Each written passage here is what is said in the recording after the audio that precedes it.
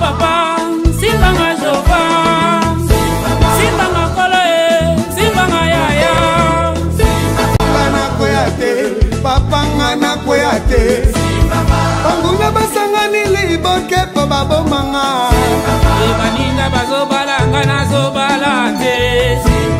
Baninga babota ngana zobotate. Baninga bazobika ngana zobikate. Babela Yesue, babela babela Yesue. Babela Yesue, babela babela Yesue. Babela Yesu bakoma na mbongo babela Yesue. Babela Yesu bazwami kanda babela Yesue. Ale tango bakomi na mbongo bazini kanda kimi Yesu yo. Bawangani Yesu yo. Luka 17, 11 à 19. Banimi enterré. Zikara na sonie. Babela Yesue, babela babela Yesue.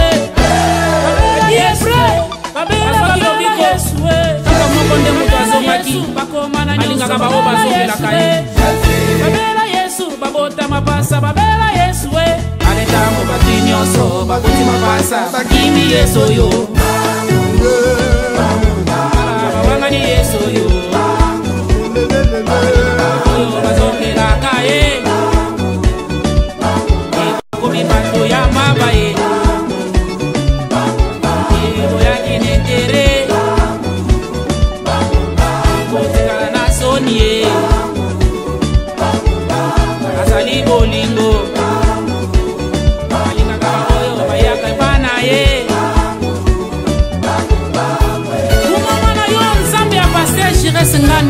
L'église des soleils de gloire. Bonsoir bien-aimés dans le Seigneur, soleil de gloire chez vous. Jésus-Christ moya kembo a telemi pona ko éclairer ba vie na biso. Jésus-Christ moya kembo a telemi pona ko chasser o ezali mosala ya misala ya mili na vie na biso. Jésus-Christ le roi des rois azo telema bien-aimé dans le Seigneur pona ko bengana. O ezali molili na foyer na yo, molili na ba activité na yo, molili na vie na yo, afin que bien-aimé dans le Seigneur, ozwa délivrance totale que ou te pas dans Zambé. Bien-aimé dans le Seigneur, to pesi Zambé merci, to kumisi Yesu Christ pona bolingo, pe bola munaye, Zambé oya salinga na yo grâce, bien-aimé dans le Seigneur, to pema, tous alors en vie, tous à la bonne santé, tous à occasion yakoyoka maloba na Nzambe, tikate Nzambe wana akumisama, Nzambe na lola azwa lokumu. Bien-aimé dans le Seigneur, na yelisu liboso na yo, ko pesa yo merci. Nazali très reconnaissant parce que on dimi ko disposer tant na yo, ko yoka maloba na Nzambe. On dimi ko pesa tant na yo, bipa yozali na ndaku, bipa yozali na mutuka, bipa yozali na cuisine, ozo yoka sango malamu à travers Congo Synthèse, bien-aimé tikate Nzambe nanga ayeba kopambola yo, pe Nzambe nanga asala bolamu na vi na yo. Na lobi ete Nzambe na lola, mokeli ya likolo pe na se asala yo bolamu. Soki batu basala ki yo bolamu te na ane oyo, to na vi na yo, men Nzambe onga na bondeli. Nzambe o tozo lingi to yoka maloba na ye. Nzambe o tozo ndimela. Yesu Kristu tikate asala yo bolamu na vi na yo. Asala bana na yo bolamu. Asala mobali na yo bolamu. Asala mwasi na yo bolamu. Faveur ya Nzambe ekita na vie na yo na kombo na Yesu Christu. Que Dieu te bénisse, bien-aimé dans le Seigneur. Que Dieu te bénisse, mon frère, ma soeur, papa, maman, ndeko, Yesu Masia, apambo la vie na yo. Et na pesi yo lisusu merci. Pour la bonne initiative et bonne intention na yo, nengo ndimi ko partager encore sango malamu, ko share yango na baninga pe balanda, ko partager pe ko chango na mir ya Facebook na yo, ke Nzambe nanga apambola yo. Bien-aimé dans le Seigneur, si nous arrivons ya ko partager certaines informations, ou eza ko détruire corps, âme et esprit na biso. O ezotinda biso na malédiction. Soki tozo ko arriver, ko partager ba vidéo to ba image. O ezo ko nourrir ba esprit te. Le contraire ezo ko détruire à combler plus forte raison. Bien-aimé yo kaka muto partager parole ya Nzambe et que mutu moko sango malamu ekomeli esika zali ke Nzambe wana azanga kosala yo bolamu. Na bondeli Nzambe asala bolamu à cause na nyengo zo partager évangile ya Nzambe. Bien-aimé, soleil de gloire, c'est Jésus-Christ Moïna Kembo a telemi pour ko éclairer ba vie na biso. Tozo parler sur notre thème. Oh, tozo lobaete, Jésus-Christ sur mon chemin. Amen. Jésus-Christ sur ton chemin. Dis à ton voisin, dis à ta voisine, Jésus-Christ sur ton chemin.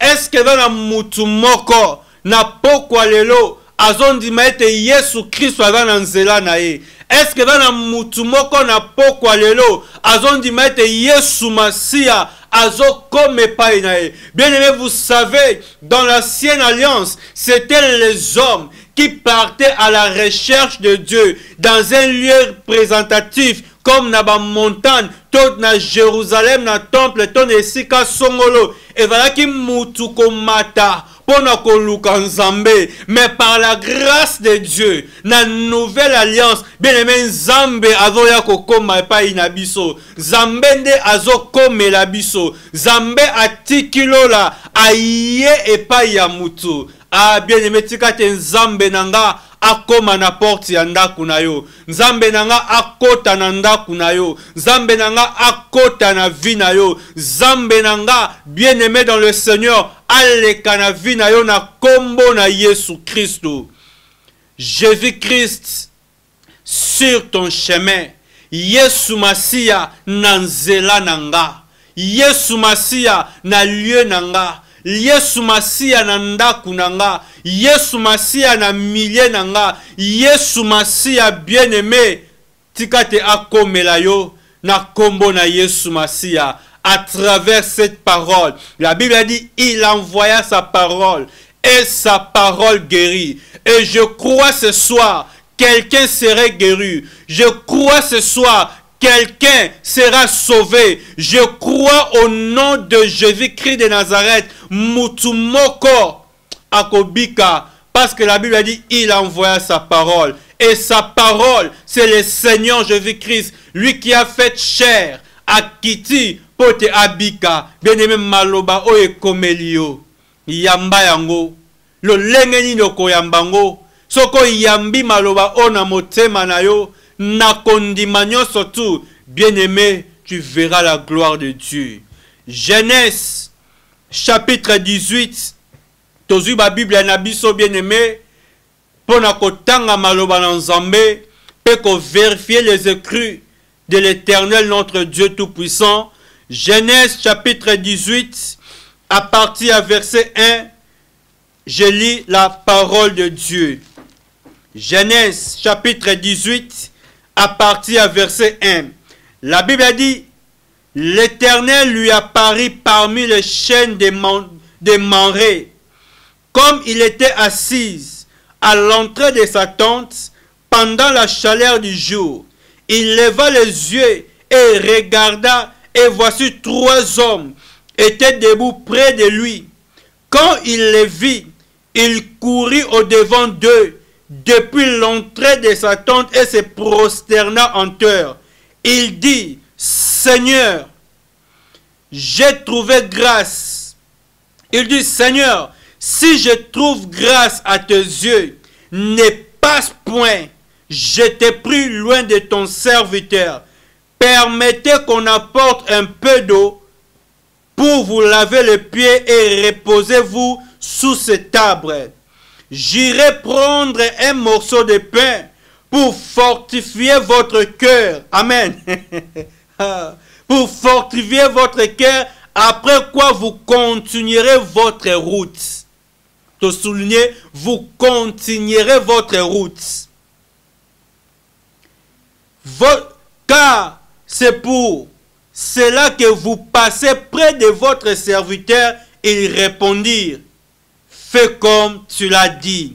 Abraham alla promptement dans sa tente vers Sarah et il dit, vite, 3 mesures de fleur, de farine, périt et fait des gâteaux. Et Abraham courut à son troupeau, prit un veau tendre et bon et le donna à un serviteur qui les hâta de l'empêcher. Il prit encore de la crème et du lait avec le veau qu'on avait apprêté et il mit devant eux. Il se tient lui-même à leur côté sous l'arbre et ils mangèrent. Alors il lui dit, où est Sarah, ta femme? Il répondit, elle est là, dans sa tente. L'un d'entre eux dit, je reviendrai vers toi à cette même époque, et voici Sarah, ta femme, aura un fils. Sarah écoutait à l'entrée de la tente. Amen. Bien-aimé, l'histoire est à moi moukemoulaï. La Bible a dit, il est hier. Pardon, la Bible a dit, il est le même. Hier, aujourd'hui et éternellement. Amen. Notre Dieu ne change pas. Notre Dieu ne passe pas. Ce sont les hommes qui passent. Amen. Les effets et la puissance de Dieu, la parole de Dieu est vivante. Et qu'on s'est manifesté na yomutu. Ozo croire na maloba oyo. Et qu'on s'est manifesté na yomutu. Oko yamba maloba oyo. Amen. Bible zo yebisa biso. Abraham afandaki na tente. Amen. Parce que na journée chaleur elekaki, mulonge elekaki. Abraham alobi tikana kendeta liboso ya tente na yeba kozwa fraîcheur. Amen. Et lorsque Abraham abimaki na tente bien-aimé pona kozwa fraîcheur et Nzambe abandaki koleka pour akende na Sodome pe na Gomorrhe. Amen. Mais ezalaki na banzela ebele oyo Nzambe akokaki na ye koleka pour akende ko détruire Sodome. Abraham pe alingaka yebane te. Mais Nzambe tango aleki amoni mwana na ye Abraham. Amen. A localiser Abraham quelque part. A localiser Abraham na tente na ye. Bien-aimé dans le Seigneur, eza lokola lelo yo mutozo landanga, bien-aimé ozo landanga a 20. Ozo landanga pe pambate.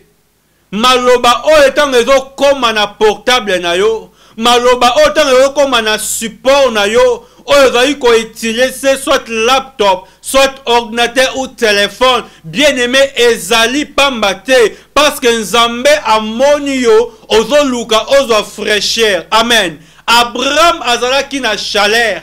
Alobi na kende na zo fraîcheur. Na vi na nga mwa mupepe. E sala nga mwa malamu. E destresse nga. Na komata mwa kimia. Bien aimé biso ki mulunga ezali. Nzote komaka mal à l'aise. Makambute komaka kanda kanda. Moral ezalaka bien te. Mais moi mupepe ya kitoko wana. E sala ke e dosé quand même vie à mutu. Or bien aimé dans le Seigneur. Soki tozota la chaleur spirituellement. Et va symboliser naba souffrance, peine, naba difficulté. Amen. Et va symboliser naba problème. Et va symboliser na maladie. Et va symboliser na makambu o ezo déranger vie na biso.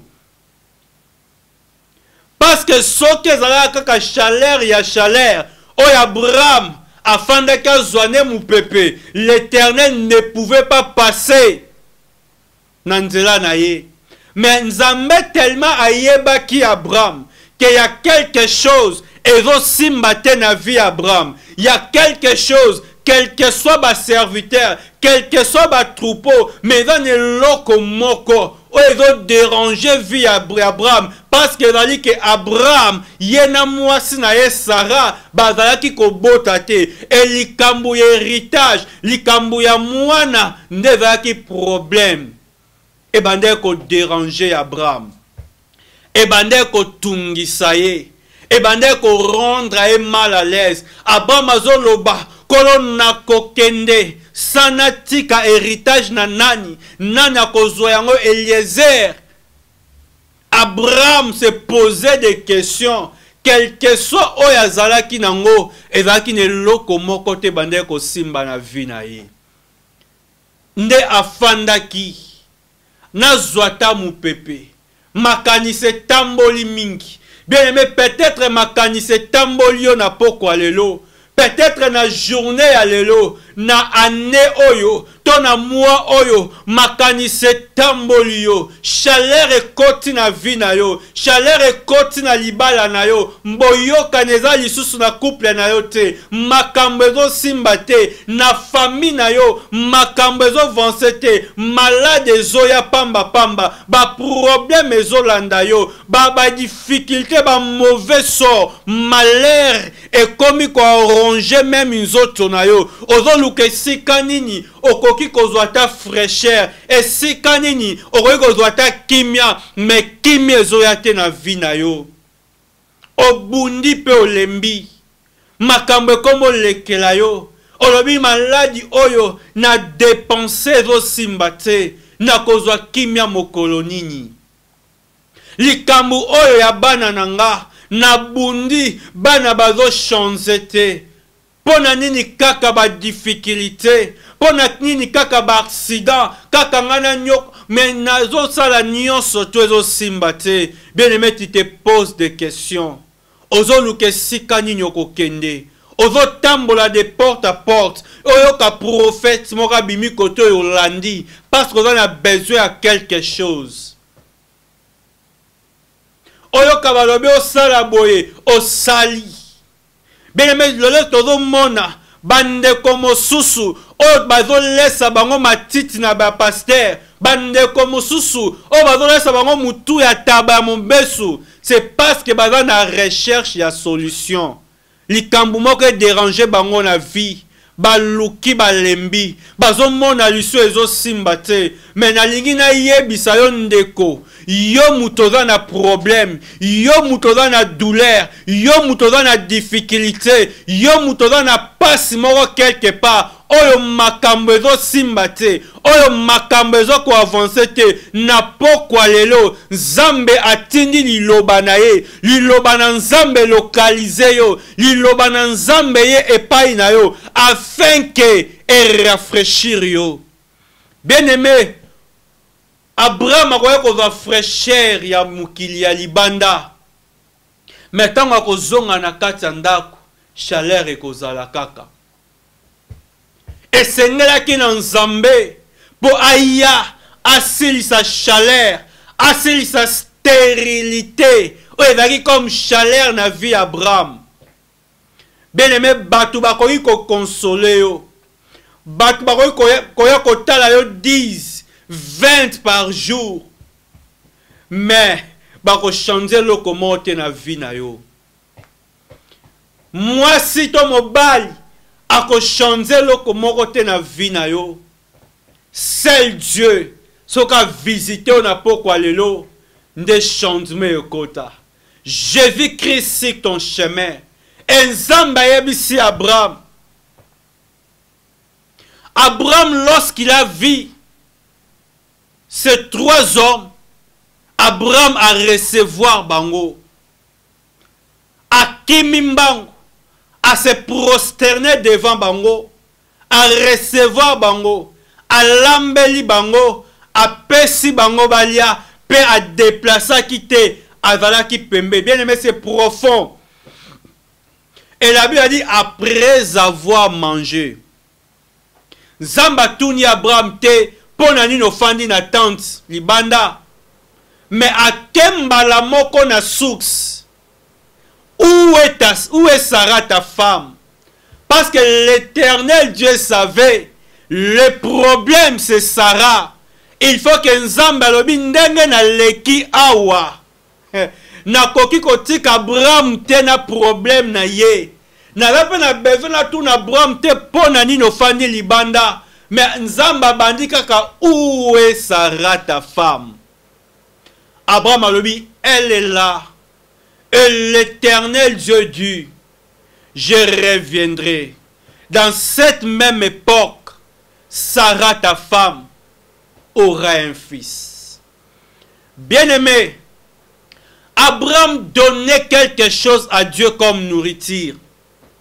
Mais aujourd'hui, dans la nouvelle alliance, c'est que nous pouvons donner à notre Dieu lorsqu'il passe chez nous, lorsqu'il passe vers nous et lorsqu'il vient chez nous.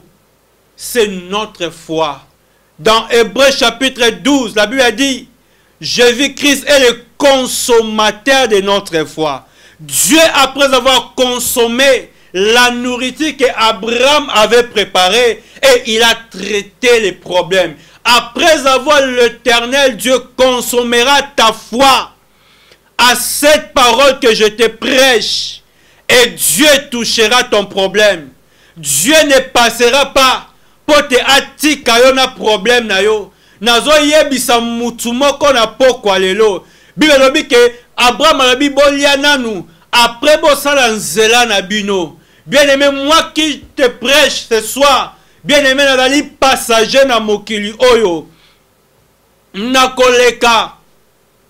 Mais tangu nazo leka, Nzambe a localisé nga na nzela na yo.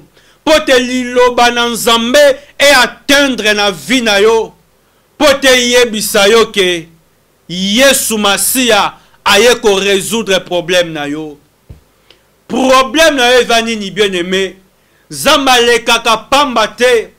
Nzambe soka leki fo atika ba trace. Yesu soka leki fo makambo changer na vie na yo. Yesu Masia soka leki fo mona bolamu na Nzambe. Bien-aimé, nazo ndimisama na pokwa lelo. Yesu oyazo leka na vie na yo. À travers cette parole, Nzamba zo guérir vie à mutumo na pokwa lelo. Nazo ndimisama ete Nzamba zo silisa passe na yo. Passe umeli mingi na vie na yo. Chaleur et mati, douleur et matu, difficulté, moteme komi ko soyo, ozo luka solution, okende kotoyo chaleur, ozonga boye problème, okende boye accident, bien-aimé, na pokwa lelo, il y a un Dieu, il s'appelle Jésus-Christ de Nazareth. Si tu crois à cet homme, bien-aimé, ta vie sera changée. Si tu crois à cet homme que je te prêche,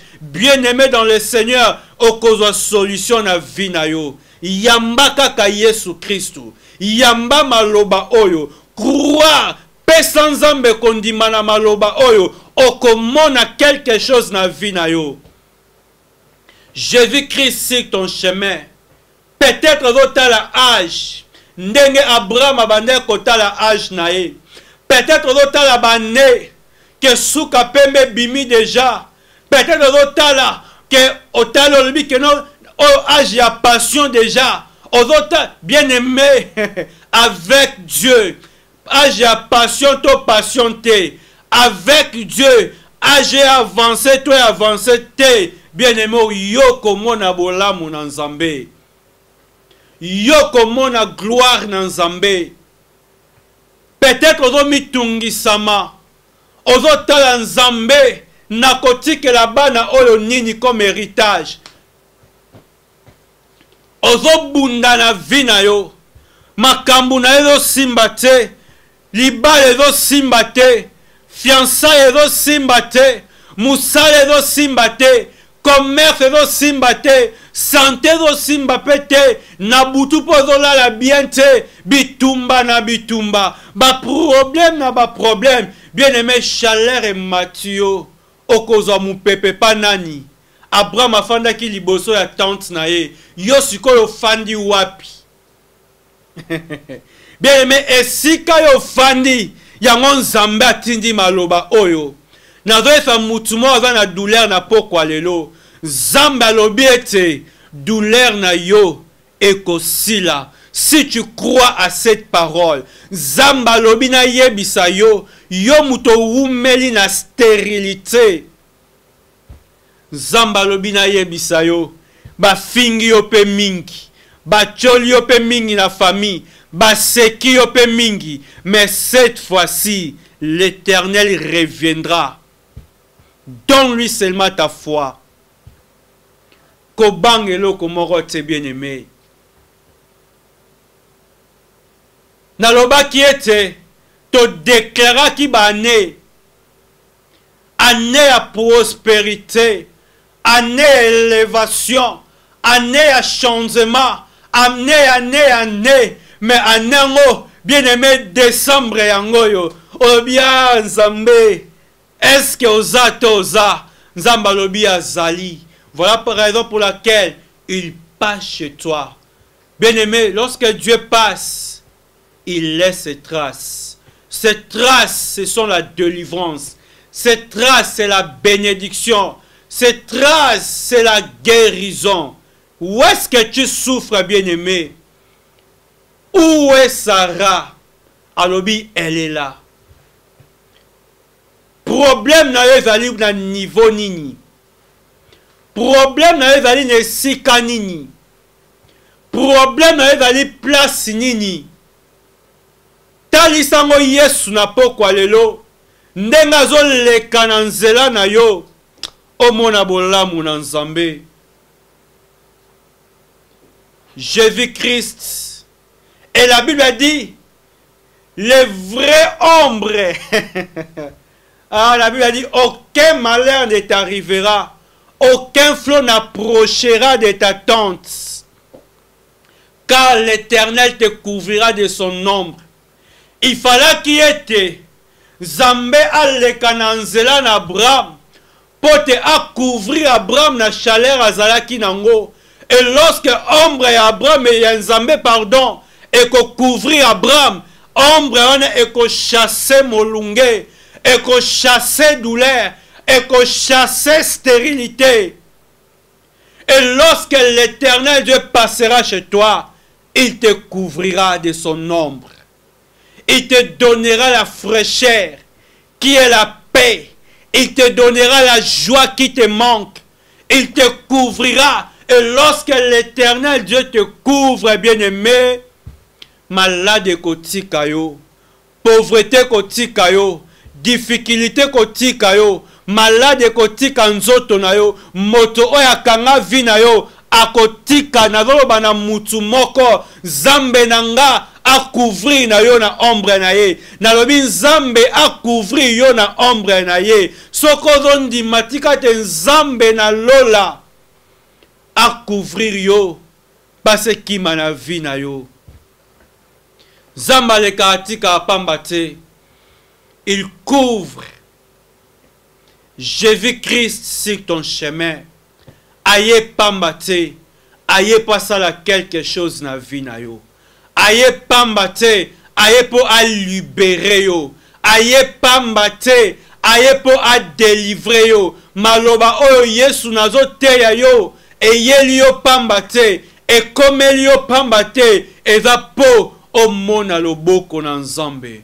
Crois et reçois cette parole. Bien-aimé, je n'ai pas de prophétie. On a kopesa yo.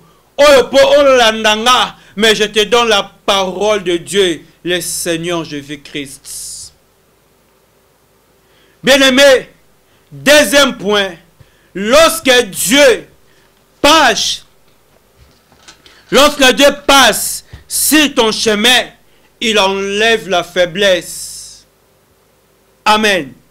Alongolaka botaou, alongolaka oevali bolembu, alongolaka oevali faiblesse.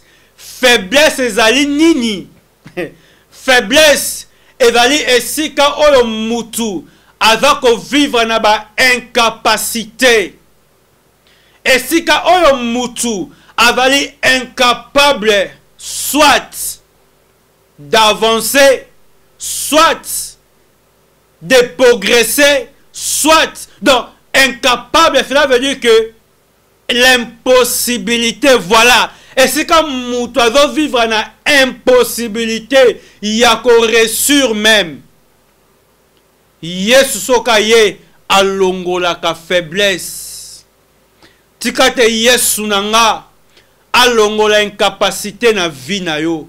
Yesu nanga alongo la faiblesse na vie na yo. Genèse chapitre 32 à partir à verset 22 bien-aimé jusqu'à 28. Je lis au nom de Jésus-Christ de Nazareth. Soleil de gloire, que Dieu te bénisse, mon frère Willy Pella, ma sœur Fleur, Louis, que Dieu te bénisse. Genèse chapitre 32, à partir du verset 22, je lis la parole. Il se leva la même nuit, prit ses 2 femmes, ses 2 servantes et ses 11 enfants, et passa le gueux de Jabok. Il les prit et leur fit passer le torrent, et Jacob demeura seul. Alors un homme lutta avec lui jusqu'au lever de l'aurore.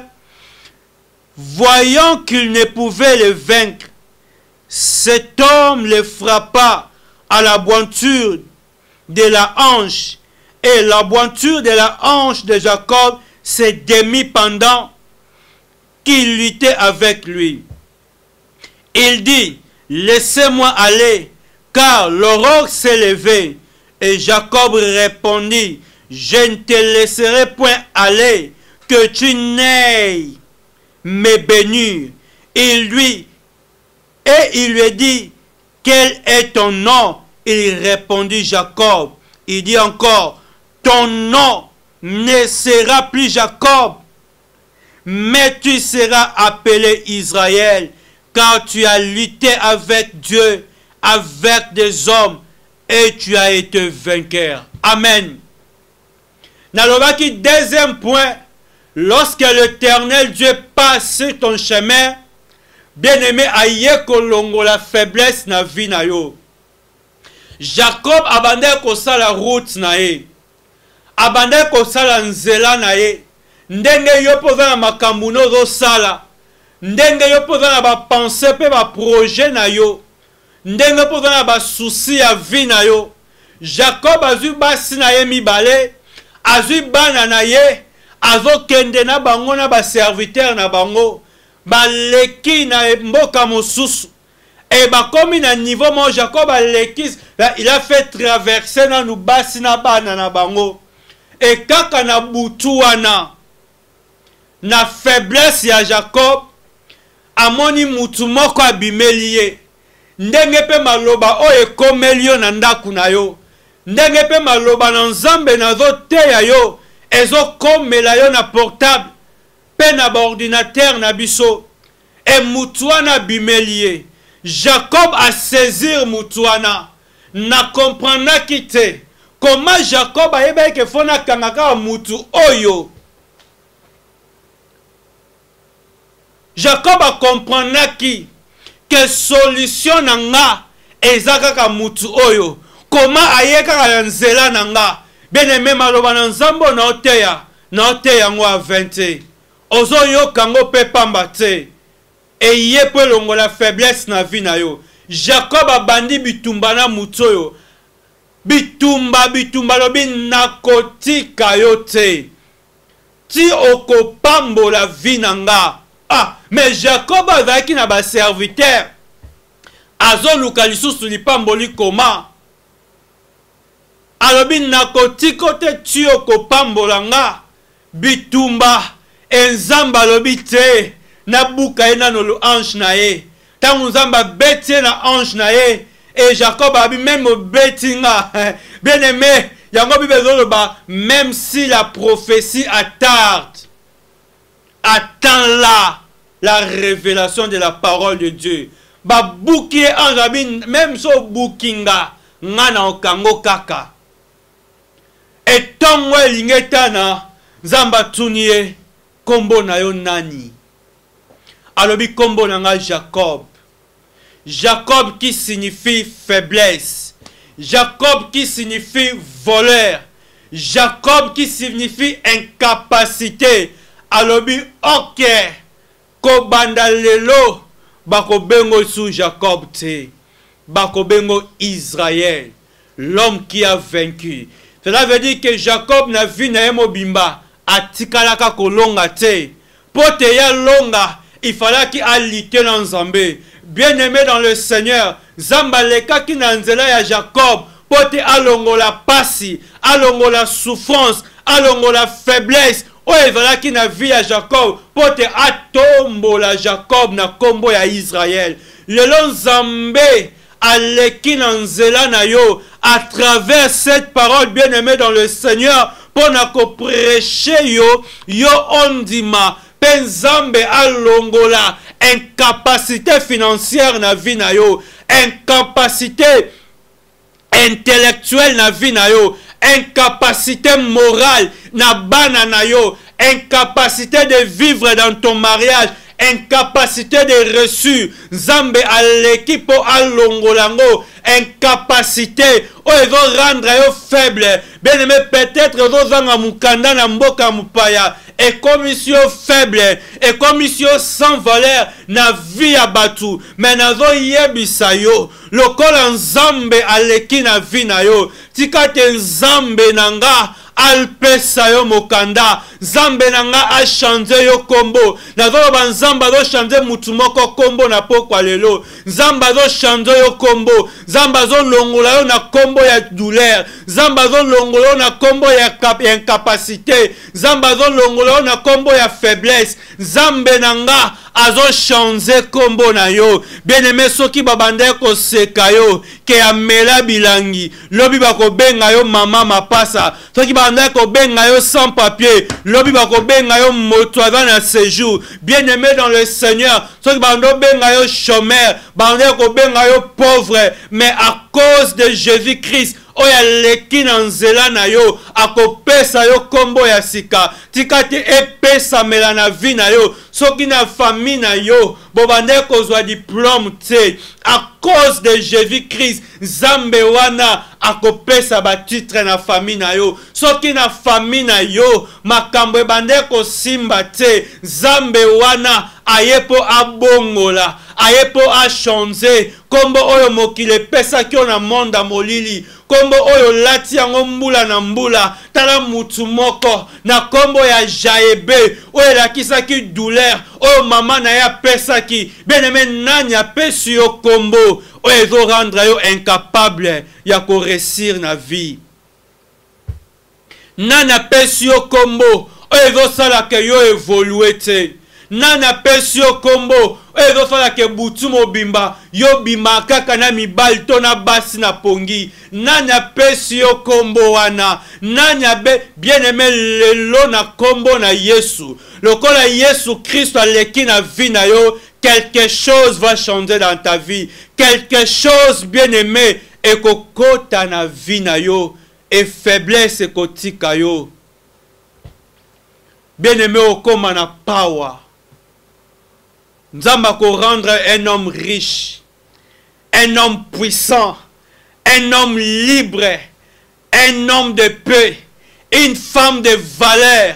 Yo mutu valeur et si là on a belle famille, valeur et si là on a bobo kilo, na quartier batuko seka, na société, na communauté, oza na valeur te. Ah Yesu nanga pesa o valeur na pokwa lelo, à cause de cette parole. Parce que aïe et pas inayo. Jésus-Christ aleka pamba te bien-aimé atika abilembo. Est-ce que koko yamba Yesu o na vie na yo? Okoko croire na parole o na zote yo? Yesu azo komela yo rien que par sa parole. Yesu soki aleki bien-aimé aleka po alongo la faiblesse o elati vie na biso. Ba incapacité pour te tokoma capable na vie na biso. Luc chapitre 19 à partir à verset 5, nous lisons au nom de Jésus-Christ. Lorsque Jésus fut arrivé à cet endroit, il leva les yeux et il lui dit: Zachée, ôte-toi de descendre, car il faut que je demeure aujourd'hui dans ta maison. Zamba Zalokoum. Jésus-Christ devait passer par Jéricho. Il y avait un homme riche. Bien-aimé, Yesu nazotea apesaka vie éternelle, apesaka pe bomo ya seko. Et pardon, bomo yo ezali physique. Cela veut dire la prospérité aussi physique. Zaché, avec n'importe qui te fait un péager, pardon. Autre koloba, bon, pour la compréhension, un douanier. Avec un mbongo na ye. Afin d'aller na poste à musala na ye. Mais ayoki ye soazo leka. Ndengo landanga na bureau na yo. Ozwaka peut-être salaire à malunga. Otambolaka peut-être un mituka ya bien. Ozano moto zo souffrir te peut-être. Zaché pas zaki na mbongo na ye. Azaki na ba bien na ye. Mais lorsqu'il a tendu Jésus-Christ koleka na nzela na ye. La Bible a dit Zaché atiki ba bien na ye. Alobi na landa Yesu. Alandi a faufilé. Quel que soit taille na ye. Alobi na matata na nzete à sycomore. Oh bien-aimé. Nzete à sycomore, c'est la foi qui te permettra de vivre la gloire de Dieu dans ta vie. Tango matin nzete à sycomore, la Bible a dit Jésus arriva. Bien-aimé, le kola liloba oye komeli yo. Zamba a besoin na yo. Jésus tango arrivé quand un endroit ya Zaché. Ayebisi atomboli maman misu likolo. Parce que Nzambe a localisé Zaché na vie na ye. Alobi Zaché kita. Le long a fona demeurer na vie na yo. Bien-aimé Nzamba demeurer na ndaku na yo. Imaginez kaka physiquement président de la République. Alobi mikolo ofana na ndaku na yo. Bien-aimé foko na moussa 2 cm. Mais au fond, na king's bed, double bed, bien sûr dans la TV à 14 pouces, le corps la président bien aimé, n'a habité combien de pouces. Bah qu'on modifie même la couleur en ndaku, bah qu'on change bah kit, parce que oh y a côté en ndaku na yo, avant n'importe qui te. Imaginez le roi des rois, Jésus-Christ de Nazareth. La Bible a dit votre corps est le temple du Saint-Esprit. Yesu alobi lelo nazo demeurer na ndaku na yo. Akoti na ndaku a Zaché. Zaché atalabi tika na bimisa mabe nyonso tu naza nango. Abimisi mabe. Jésus-Christ alobi le salut est entré dans ta maison. Pendant la vie des Zaché, na ba richesse na ye avaki na lobiko éternel te. Bien aimé, peut-être on a un moyen, mais tu as besoin de la vie éternelle.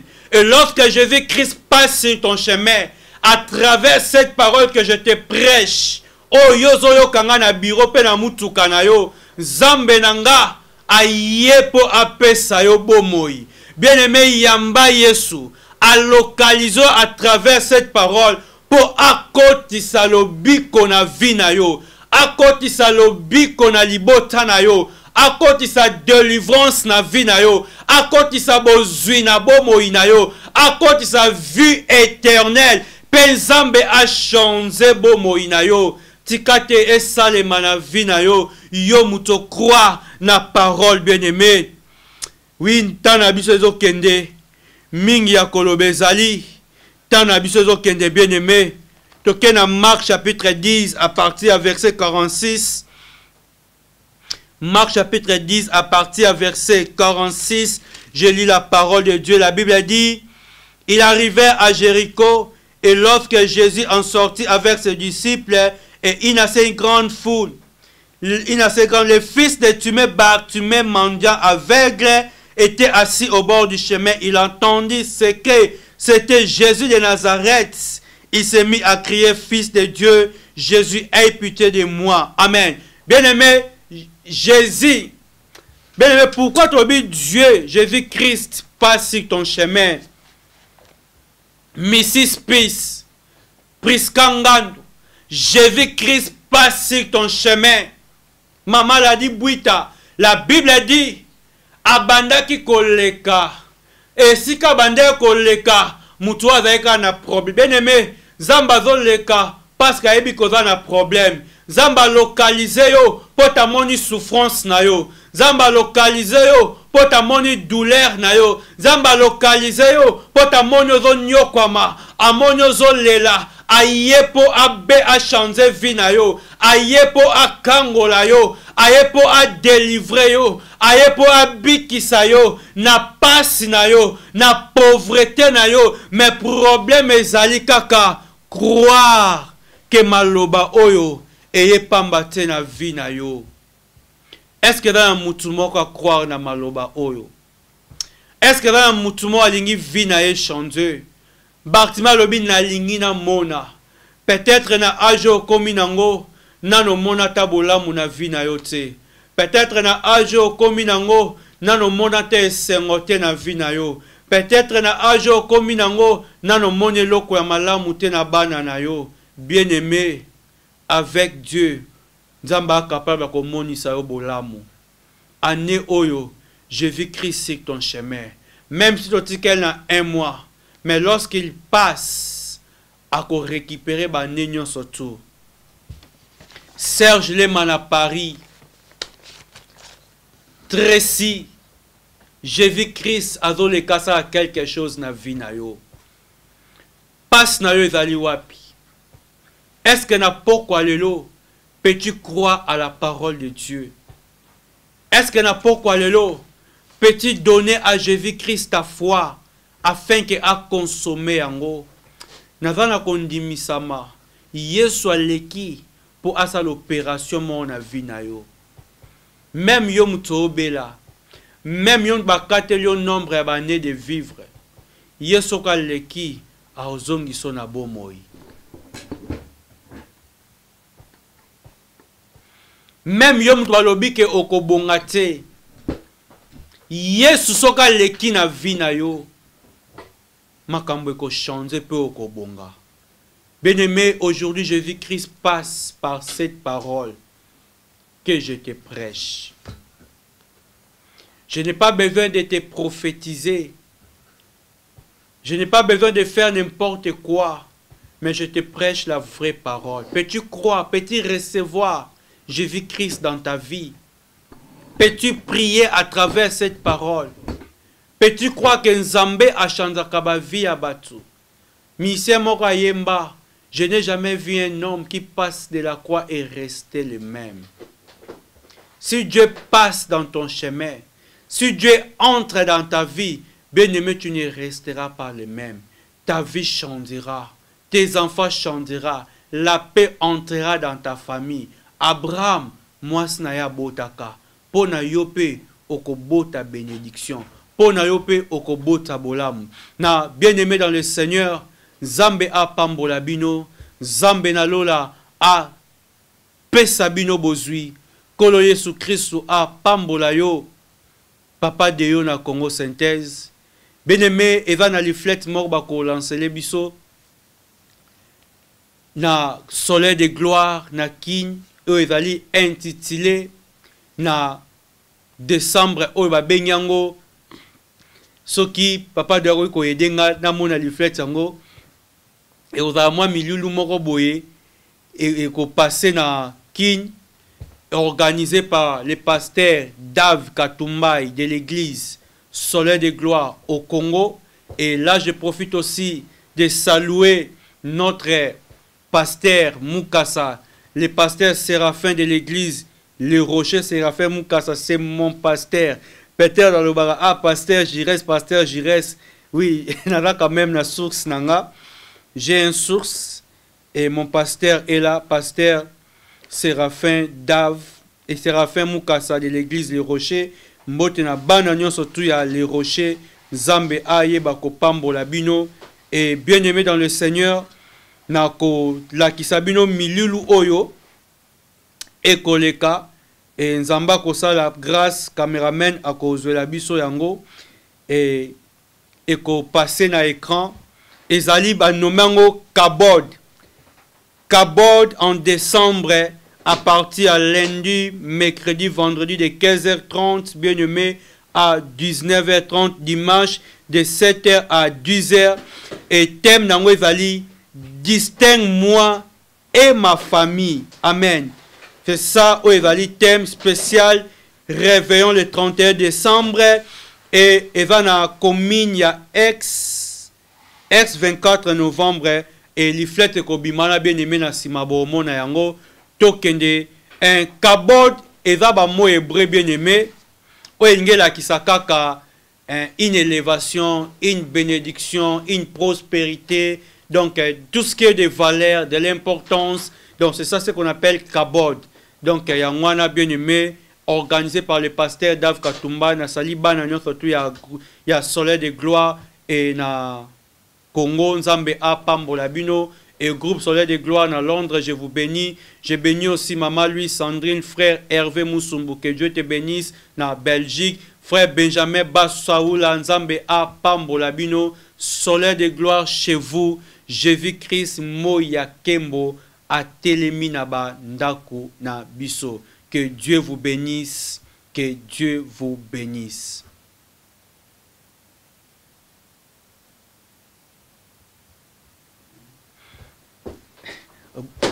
Au beau sang, il flète en moi. Non, il fait dans le air à niveau. Ah, bah, autant air publicité. Ah. Papa, Simbanga Jova, Simbanga Koloe, Simbanga Yaya. Simbanga Koyate, Papa Ngana Koyate. Banguna basangani liboke po babo manga. Baninga bazobala ngana zobalate. Baninga babota ngana zobotate. Baninga bazobika ngana zobikate. Babela Yesue, babela Yesue. Babela Yesue, babela Yesue. Babela Yesu bakoma na bongo, babela Yesue. Babela Yesu bazwami kanda, babela Yesue. Ale tango bakomi na bongo, bazini kanda, kimi Yesu yo. Bawanga ni Yesu yo. Luc 17, 11 à 19. Banimi enterré. Okotikala na sonie. Babela Yesue, babela Yesue. Babela Yesue, babela Yesue. Kaka mokonde mutazo maki. Alingaka bao bazongela kaye. Babela Yesu, babota mapasa, babela Yesue. Aletamu bati nyonso, bakuti mapasa, bakimi Yesu yo. Bawanga ni Yesu yo. Bazongela kaye. Komi bato ya mabaye. Boya kinetere. Kotekala na sonie. Asali bolingo. Alingaka oyo bayaka bana ye. Kumama na yo Nzambe ya Pasteur Jires Ngando, Église des Soleil de Gloire.